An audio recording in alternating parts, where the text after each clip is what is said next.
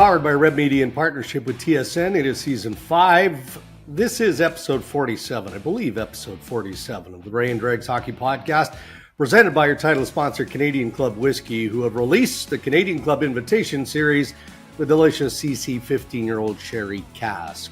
Signature CC Classic 12-year-old whiskey, finished with a secondary aging in Oloroso sherry cask. And Ray, here I am.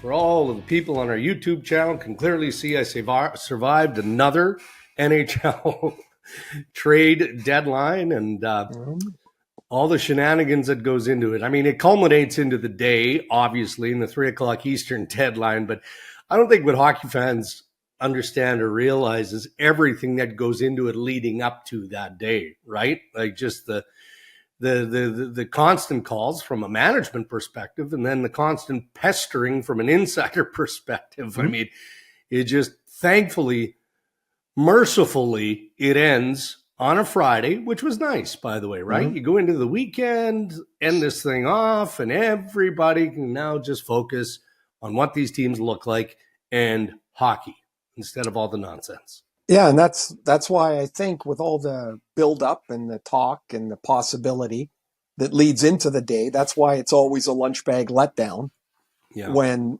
it's over, because each team or each fan base thinks and hopes that their team will do a little bit more. Yeah. But it's just never that easy. And it's become more and more complicated, not less complicated, as time's gone on. I mean, how many times did we hear of a trade in the last month where there's 3 teams involved?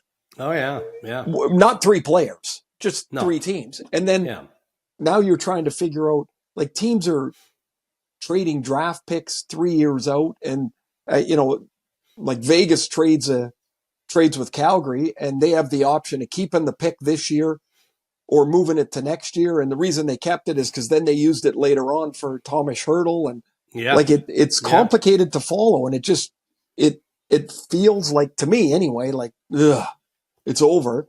And you're right. Now there's nothing else. It's like, this is your team. How can your coaches get the most out of the team that you have?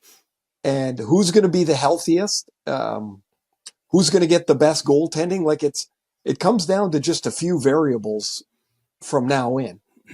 I always enjoy the reaction from certain markets and certain media, right? It's like they analyze trades, and fans do this, based on, okay, well, let's use Tyler Toffoli as an example.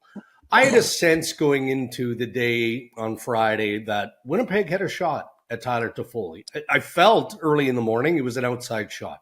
Obviously, they find a way to make that deal work with the New Jersey Devils. But it's interesting to me, and it was kind of widespread when people look at the return that New Jersey got for Tyler Toffoli, or go down the list, Noah Hanfin, any of the big pieces, right? And it's like certain markets go, well, why didn't our general manager pay that? Right. It's so selective. It just doesn't work out that way for a lot of reasons. I mean, there's a myriad of complications. One of them is that New Jersey got a 2nd and a 3rd round pick for Toffoli. Some of the other teams that might have been interested don't have a 2nd round pick. It's a problem. You can't make it up. And so I was talking to one guy, and they're like, well, why didn't they just trade a 1st?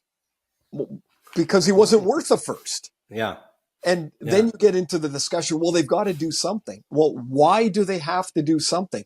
If the something is trading a player or a prospect that you're very high on that you think is going to be part of your immediate or longer term future for somebody for 20 games, unless you think that player puts you over the top, why are you going to do that? I don't know. I think it's more complicated than even most of us, Dregs, in the periphery of the business. Like, we're not in it like you're in it, but in the periphery of the business, it's easy to say they should go and get that guy. Yeah. Except it just, sometimes you go and you're at the store and you don't have enough money and you don't buy the thing that you want. And that's just the way it is. And I'm not throwing shade at some of the media. I mean, we all have unique jobs, right? And the columnists have to provide their opinion on the good, bad, and the ugly, whatever it is. So we're going to dedicate this episode clearly to the 2004 NHL trade deadline. And we're going to start with Vegas in the headlines, brought to you by Tim Hortons. Everybody's favorite team. Sorry, everyone's favorite team. Roll Up the Win is back, Ray, with big prizes, big prizes. I mean, how about there's 10 new all-electric Volkswagen ID4 vehicles. You've heard me talk about my boat at the Cabbage. Yeah. Well, it's a Tracker Targa. All right. So Tim Hortons is also giving away a 2024 Tracker Targa boat and trailer. They've got Princess Cruise prizes, Hilton Hotel vacations, over 14 million Tim's prizes, including free coffee, donuts, Timbits, and of course, Tim's reward points. For the full list of prizes, details, and more contest information, check them out online. Rolluptowin.ca. All right, to Vegas. And I understand, some of the criticism, because again, people need something to talk about. But more, I admire the work and the execution required to continue to overcome the cap and health challenges that seemingly plague the Vegas Golden Knights. The Tomas Hertl trade, Ray, I mean, that capped a wild but methodical attack on the trade deadline by Golden Knights GM Kelly McCrimmon, who acknowledged in his media avail after the fact that he has been understandably working on that Hertl trade with Mike Grier and the San Jose Sharks for several weeks. Just didn't land on his desk like people think on deadline day. The complications of the trade become what long-term space Vegas has. How much money does San Jose have to take back? What are the prospects? What are the players that might be going back and forth? Like there's several layers to it that the layers become more complicated as the time runs out. It's always easy, I'm sure, 2 weeks ago to say, okay, we'll talk about this tomorrow. Well, eventually tomorrow turns into yesterday, which is Friday, and you need to make a decision. Mike Grier's got to make a decision. The Golden Knights, Kelly McCrimmon, they've got to make a decision. And that thing came in late. Like that was right under the wire. And the other thing about it, you can't get by this. And there's two things that honestly piss me off about the narrative around Vegas. And one is that they were gifted a Stanley Cup contender in their first year.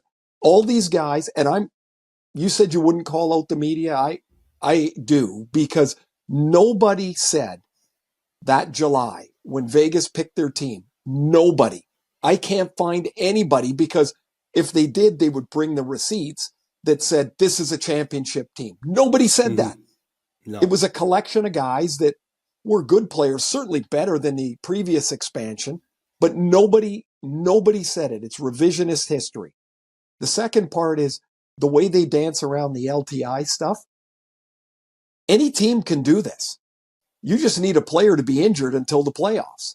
Yeah. And you can say it's good fortune. It's sure as hell not good fortune for Mark Stone. It's not good fortune for Nikita Kucherov a couple years ago. These guys are undergoing surgery. Like, have most people been in surgery? It's not that fun.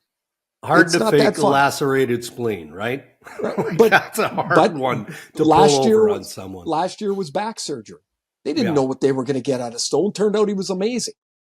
So they had the circumstance to use LTI to expand their player pool. If this is really a problem, and I do see why teams are frustrated with it, I think your roster for any playoff game has to be cap compliant. That's it. That to me fixes all of this in one little pen stroke. Yeah. Yeah, I'm with you. And look, we're going to talk about that at the GM's meetings, which are coming up. They start a week from Monday in Peoria. Peoria? No, Florida. Oh, yes, okay. Really nice. Yeah. Manalapan, have you been there? It's very nice. No, I have not. Yeah. I've not. Yeah. No, I haven't been. So, I mean, that topic always comes up, and, it's always around the trade deadline, because you're not wrong here. I mean, Vegas is going to have I haven't done the math, but it's well over $100 million in payroll in the playoffs. I think the Toronto Maple Leafs, and somebody will correct me if I'm wrong, I think they're north of $140 million. They're the top team. Yeah. How? I'm saying in playoffs, when you include everyone, Matt Murray, I mean, go down the list of all of the pieces, again, right? I don't mind that. No. I don't mind that if it's done within the framework of the rules, which clearly it is. I just think the roster has to be, the game roster that night has to be cap compliant. Yeah. If you're bringing in Matt Murray from left field, well, then you got to delete $5 million somewhere else. Yeah, I like it. And that to me is the most simple, straight ahead way to correct this. Here's what I don't like, and we're going to get it again. And I'm giving you my word. I will push the commissioner on this because he tries to dismiss it as soon as we ask the questions. And then he'll tell his managers, shh, don't talk about that. Okay. It's not, shh, don't talk about that. Don't talk to the media about that. So anyway, we'll make a big deal of that as part of the meetings. Just wrap up thought on Vegas then. So yeah, we've talked about the Hertl trade, and he'll be back at the end of the regular season or thereabouts. But they also add Noah Hannafin, which was a nice splash he had on that blue line. And prior to that, Anthony Mantha, which, I mean, he was getting stale in Washington. I like that move, given the size of the human being. But the idea of maybe, him hitting a reset or feeling refreshed with a new start in Vegas, I mean, he might be a real nice ad for them down the stretch. Did you see his first shift? Yeah. So the guy gets out to Vegas. Yeah. I'm sure he's super excited. The first shift of the game goes on. There's a whistle. There's a face-off in the Vegas zone. Yeah. They drop the puck. He high sticks Niels Höglander in the face, gets a double minor. He was on the ice a second. It's like it was remarkable. Just to look at, he's looking up at the clock at the penalty. Yeah. And you could almost think in his head, really, this is ridiculous. Now, Mantha had started to play a little better in Washington. The complaint or critique of Mantha always is his consistency. If he moves his feet, he's an effective player. I suspect he's going to, right here, right next to his ear is going to be a Bruce Cassidy sound box. Oh, boy. That he'll either will or won't. Right. But he's going to get the message. Yeah. And if he does, can be a really effective. He should be a 20-plus goal guy every year. Agreed. Every year. And he can play with enough of an edge to use his size to be a factor. Hannafin's a good player. I mean, like, he can do a lot of different things, and he skates well, and he adds size to a team that's already huge. Vegas is, they've had an interesting couple of months here, and now they sit in the second wild card, right? Like they're not even the first wild card anymore. They got to lock it down. Yeah. I don't have much fear that I don't think they're missing the playoffs. Like what do they got here? They got a 6-point lead on Calgary for the second spot. I think they're going to be fine. And I think they're a team nobody really wants to see in the first round. Right. Well, we try and declare winners and losers on deadline day. And I say we, it's mainly the main panel and analyst guys like yourself. But I think everybody would agree that Vegas is one or two on that list of winners. Sure.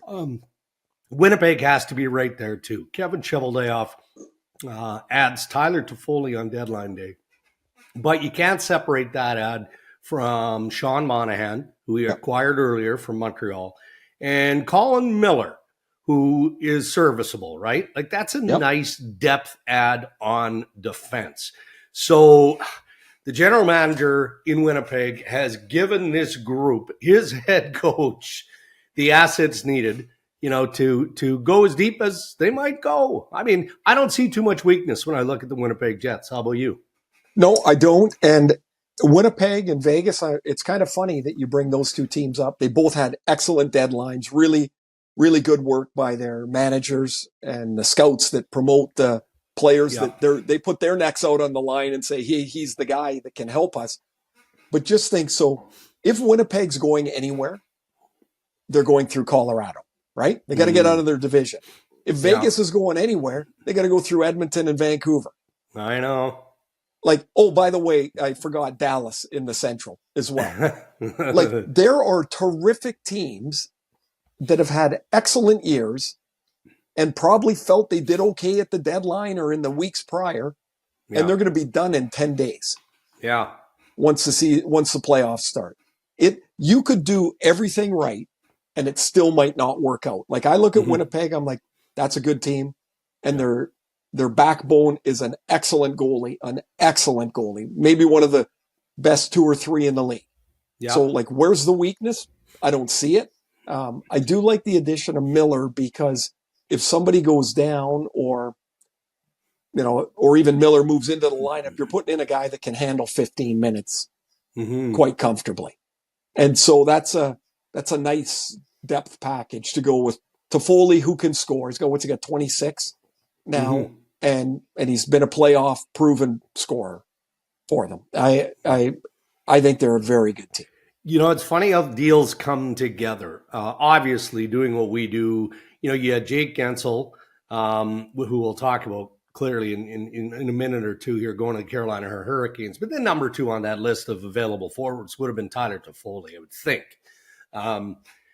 Again, as I mentioned earlier, my spidey senses were tingling that Winnipeg was on Toffoli, but I can tell you, just based on my sources, like that deal came together yesterday, on Friday, on deadline day. It really did. And I think it was because, the Gensel trade to Carolina happens on Thursday night, and Tom Fitzgerald and the New Jersey Devils are obviously waiting for Jake Gensel to get traded so they can establish what that market looks like. So Winnipeg and all the other teams with interest in Toffoli really couldn't get any traction until yesterday. So, well, and then just think, if you're not in on Gensel, but you want to be in on Toffoli, and you got to wait to Gensel deal to be done, how long can you really wait? Because Tom Fitzgerald in Jersey is going to wait as long as he can to get the best deal that he can. Eventually, you got to move off that, because you don't want to get left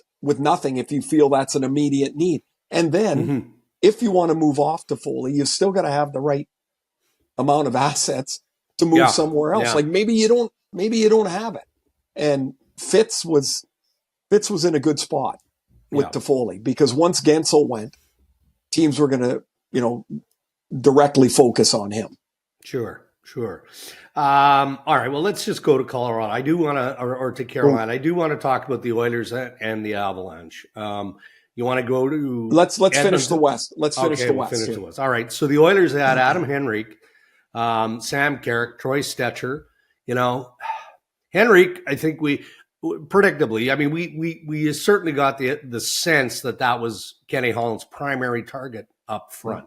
How much better are the Edmonton Oilers post-trade deadline now? Well, I felt they were a forward short for sure. I felt their fourth line was a little small, although they had been really effective for them. So they probably plug a couple of holes there with, assuming Henrique produces. I see they had him on left wing the first game. He's playing center the second game. Here's something you're going to see over the next week or two, is that as the new players come to their teams, they're going to get bounced around a little bit as the coaches try to figure out where's the best spot. Now, I think Henrique's better in the middle. They tried him on the wing. Now they're moving Ryan McLeod back to the wing, where he was really effective earlier in the season. So it gives him some versatility. Carrick's strong and tough, and he's a good penalty killer. And much like we talked about Colin Miller, Stetcher can play. Stetcher is one of those guys. He's a little bit certainly not as well-rounded as Jared Spurgeon, but he's little and he plays bigger, and he doesn't get pushed off the puck. That guy can play. That's a nice add for the Oilers. So I think they are better. Their story, like last year, their story was written, in Game 5 of the playoffs. Stu Skinner got outplayed by Aiden Hill. Game 6, it was outplayed, and see you later. Because that series was 2-2. Yeah. And a lot of it's going to come down to Skinner, who I happen to think quite highly of. I think the Oilers are look, nobody's a runaway favorite like Colorado was 2 years ago. No, but the Oilers are a very, very good team. Yeah. Okay. The other Alberta team, Calgary, I mean, did a lot. I mean, Craig Conroy had a ton of his on his plate. True to his word, you know, he said that he would not let unrestricted free agents walk. You have to get return, and he got return. You know, I don't. Maybe the fan base doesn't appreciate what he did. I think he got fair value in the pieces that he moved out. Some work to do with Jacob Markstrom, right? Because right or wrong, Markstrom got dragged through the mud in this process. And, you know, not because that's what Craig Conroy wanted. Craig Conroy, as a general manager, has to continue to be the architect of a better roster. And he had to listen to the interest from the New Jersey Devils. Okay, so Dregs, I'm going to stop here. Yeah. What I don't get is how does any of that get out? There really should be 3 people, right, 4 people that know about this. Mm-hmm. The manager of the Flames, the manager of the Devils, the player, and the agent. Right. That's it. And if it comes out, then you know it's one of those 4. But is it, like, I can't imagine it's Markstrom's wife. If it's an assistant in either side, they need to find that out. Right. Because that is an untenable situation for Markstrom. He doesn't deserve that. And now, I mean, there is no road forward, really. It doesn't seem like it with him in Calgary come summertime. And that's, I mean, Craig Conroy's had a laundry list 42 things long since he took over. And he's plugging away the best he can at it. The part of the problem becomes that nobody knows anything about the assets that you bring back, because a lot of them are draft picks and players that are 21 or 20 years old. So nobody knows anything about them. And so it's easy to be outraged because you're just not familiar with it. I'm also okay with the position of ownership, Murray Edwards, right? I mean, he's looking at Jacob Markstrom. He's already traded, you know, his 2 top defensemen in Hanifin and in Chris Tanev. I mean, you don't just fold your hand on March 9th, the day after the trade deadline. I mean, the view of ownership, maybe management to a degree, is, okay, we're still in this, man. We're going to battle right to game 82, and maybe there's a chance of clawing our way into that playoff picture. There's no chance without Jacob Markstrom, and that would have been the position of ownership. Right? Sure, and that's fine.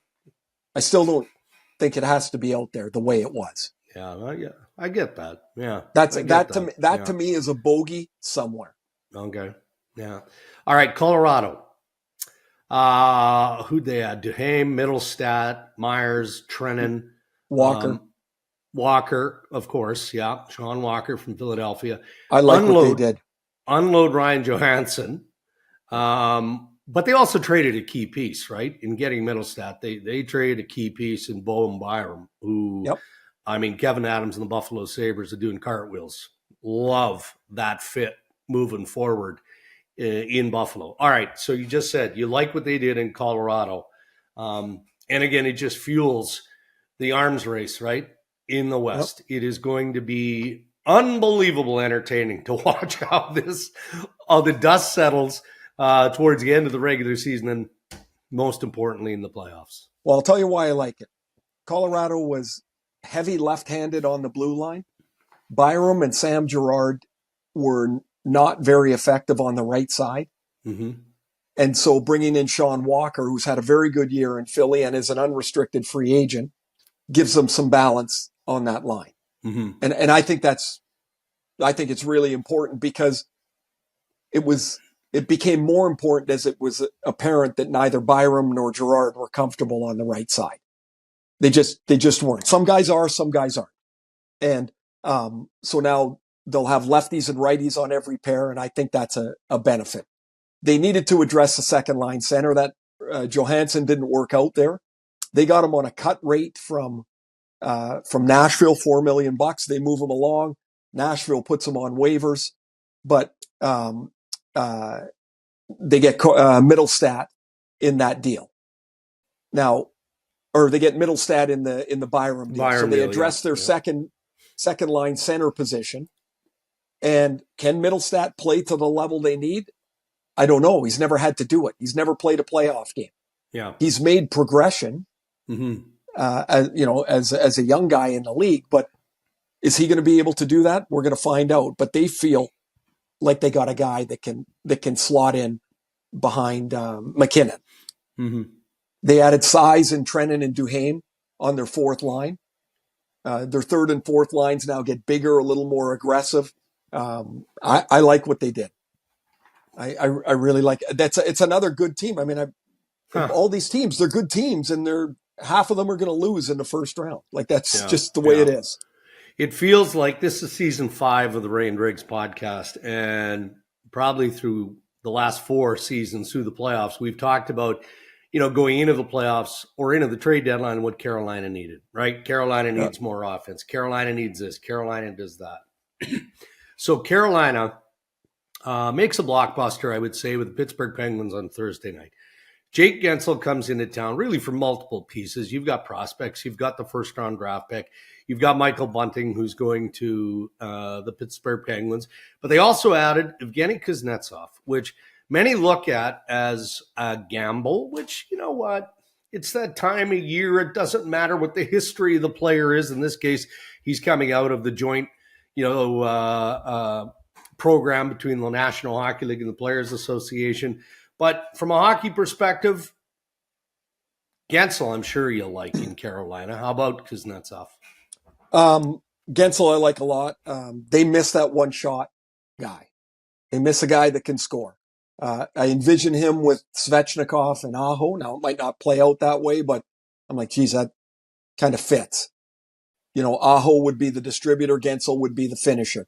Like I like that a lot. Pittsburgh's return is, feels underwhelming, but I mean, what was it going to be? Pittsburgh's trying to dance this line. It's almost impossible.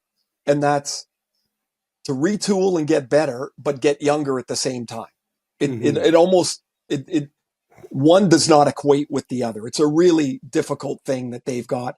The decisions are not going to get less. They're going to get more complicated as you get to July 1st and Sidney Crosby's possible extension. Like it's not going to get easier. No. Did you see that the other day, by the way, Thursday night? I don't know interview? Who asked it. Yeah, but I mean, they just got slapped around, Yeah, but you got to ask. You got to ask 100%. And I don't want to try and get between the ears of Sidney Crosby. You could clearly tell, he was frustrated by the night that he had just experienced, but he just dismissed the question that you're asking the wrong guy. Well, he's got to be worried about the direction. That's pretty obvious. Yeah, I would be worried. And that loss, they lost 6-0 at home. That was a disappointed, discouraged team. Yeah. That's what that loss was. And now for 20 games, can you pick yourselves up off the mat and compete?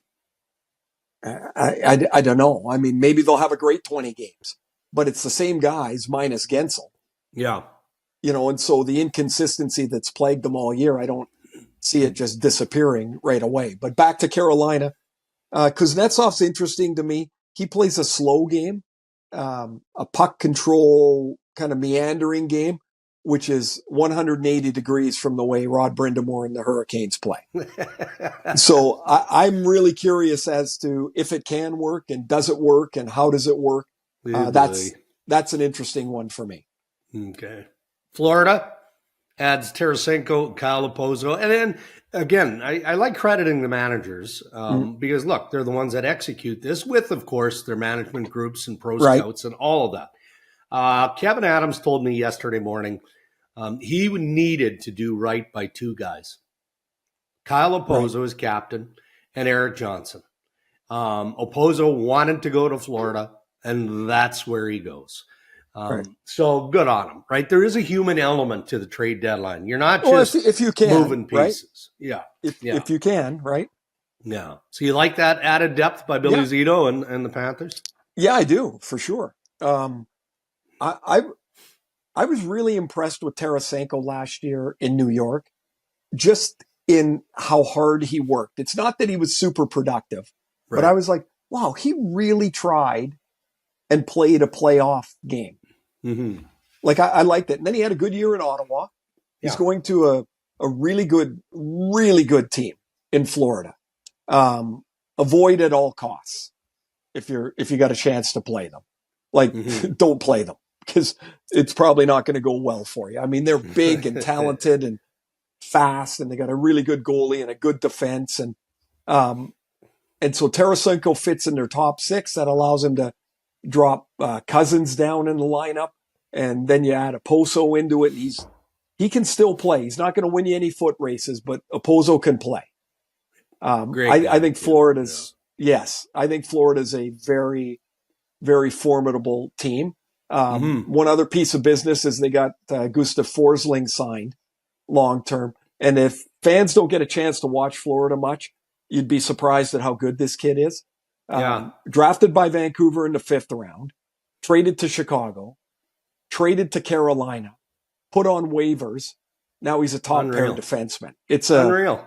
It's a remarkable journey for him, and that guy can play. Man, he is a good player. Oh, one other thing back to Carolina. I want to say, I just remember this. You know, like they always say we don't like rentals. We don't want to get into that business. And now they're getting a rental with Gensel. They've also got 11 other guys that are on a contract at the end of the year. The entire team is rentals. Jeez. I tell you, when Tom Dundon first came in the National Hockey League as owner of the Carolina Hurricanes, he was out there. Yeah, he's still out there, but there's a big part of his approach that I appreciate, that I like. It is about the money. It's not about the money. And then it is about the money, but in this case, he wants to win, and he'll worry about the money and how he collects and puts the pieces of that puzzle back together in the offseason. Man, Donnie Waddell didn't tell us any of this the other day, did he? No. This isn't exactly the Ferraro for Camille Piros or whatever his name was. Kirill Piros. I don't even know Piros, the guy that he traded St. Louis. Yeah, that's right. I don't think we can escape the pod without talking about the Toronto Maple Leafs. Only because of the size of the market. Tried. Yeah, I tried, but at least I just kind of leave it out there, right? It's the last item on the headlines here. Again, because of the size of the market, I'm sure it's the same in Vancouver. Fans, media questioning, why didn't the club do more? That's kind of how we started the podcast. In Toronto, Brad Treliving ends up with Ilya Lyubushkin. So he looks after that right shot. He got a piece. He wasn't going to get Noah Hannafin or Tanev the right shot. And when Tanev went to Dallas, then Lyubushkin turned out to be the next guy on the list for Toronto. Joel Edmondson, again, doesn't really matter to me what the analytics say. I like the character of the individual of Joel Edmondson, and I think he's going to make that group better. And then people I don't think really know what Connor Dewar is. They pick him up from Minnesota, but he's a depth forward. I think a fairly reliable center, penalty killer. He's got some bite to his game, does he not? Yeah, he's not big, but he'll play with energy and tempo. He's not going to change. Not going to change your team, right? But he's an NHL player that gives you more depth. It's not like the Leafs' fourth line was just humming along and you're like, oh, we can never break that line up. Right? So what you've done is you've put a little churn into the lineup. And so now the coach has a few more options. Yeah. I think he can help them.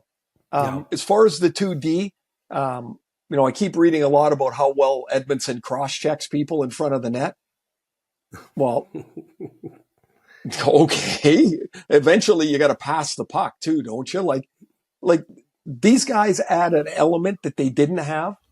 It also speaks to the position of the Leafs defense that they needed to add the size. They needed to add the firmness that both of them have, Edmondson and Lyubushkin, for their game, but they're simple, straight ahead players. Mm-hmm. Again, there are now more options on the blue line. It seems like you've got a bunch of 4, 5, and 6 defensemen in Toronto, and you'll try to move them around to the best way that you can to get the best on that particular night. So one thing in Vancouver I'll use as an example is it's not like outside of Hronek and Hughes, it's not like they've got a bunch of top pair defensemen. What Rick Tocchet and Adam Foote do is they switch the pairs around a lot depending on who they're playing, what's going on in that particular game. And so it's kind of a on the move defense pair group. And I think that's maybe one way to look at what Toronto's tried to do. Because eventually you run out of assets. Would it be nice to have Chris Tanev? You bet. Would it have been nice to have Sean Walker? You bet. They don't have the assets to get them. Yeah. And so you move to the ones you can't afford. And look, I don't want to be a doomsday forecaster here, but let's see how it plays out for the Maple Leafs, right? If they don't have a deep playoff run and they get bounced in the first or second round, well, then guess what? Brad Treliving probably is going to do something far more dramatic and impactful to that core in the offseason when you have a little bit more flexibility across 31 other teams to embrace something like that. I'm going to throw one other little poof into this thing, and that's like many things, Toronto's different than almost every other team. They've got a new head of the board coming in at the end of the season in Keith Pelly. Whatever we think the plan might be, it's Keith Pelly's plan. Right? Yeah. And so it could be a different direction, right? It could be a different direction. It could be the same direction. Right. Like nobody knows. And the next 6 or 8 weeks in Toronto will be very interesting because at the end of that, there'll be some clearer view as to what the path forward is for them. Right. All right. Those are your headlines. Thank you to our good pals at Tim Hortons. Ready to roll? All right, let's roll. Whoa. Whoa, I'm rolling in it. Play the 60th anniversary edition of Roll Up to Win on the Tim's app today. Our interviews on Ray and Dregs brought to us by Canadian Club Whiskey, who have released the Canadian Club Invitation Series, CC 15-year-old sherry cask, all the hallmarks of classic Canadian Club with the added richness and sweetness of sherry. We'll dive into Ask Ray and Dregs anything. What's today? Saturday? How about Tuesday? Well, I think Tuesday works. Sure. I think we can get that done. I think I'm back home. I'm back home. We'll get Zuby to fire out just a prompt on X and social media, and we'll load up the Ask Ray and Dregs cupboard. How's that? I like it. I like your thought there. Okay. So because I gotta get going. I got a game today. I know you do. Scoot. You know what I got to do? I don't know. Nothing. I got to start mail it in March, baby. That's what I got to start. Oh, look at you. I got the pens. I'm sure it'll be, we'll go talk to Mike Sullivan. I'm sure he's going to be in a great mood today. And then Jim Montgomery. And then we'll go do the Pens and the Bruins. And then I'm on a flight at 8:00 back home. So good deal. I'm going to hang out with my buddy Phil Poitras for a bit today. And then prime rib on the Pit Boss tomorrow. I haven't decided either rotisserie or Pit Boss. The Pit Boss gives it a little bit of a smoke. I'm not sure I want that. I might go a little bit higher end on the rotisserie on the barbecue. This is a big decision you got today. Yes, I'm going to try and get through the Open without screwing the game up. So you go make this decision, and we'll talk to everybody on Tuesday. Thanks for listening, and hope your team didn't disappoint you too much at the trade deadline. They did the best they could. Thank you to our sponsors who continue to support Ray and Dregs, our title sponsor, Canadian Club Whiskey, and Tim Hortons. Till next time, stay safe, everybody.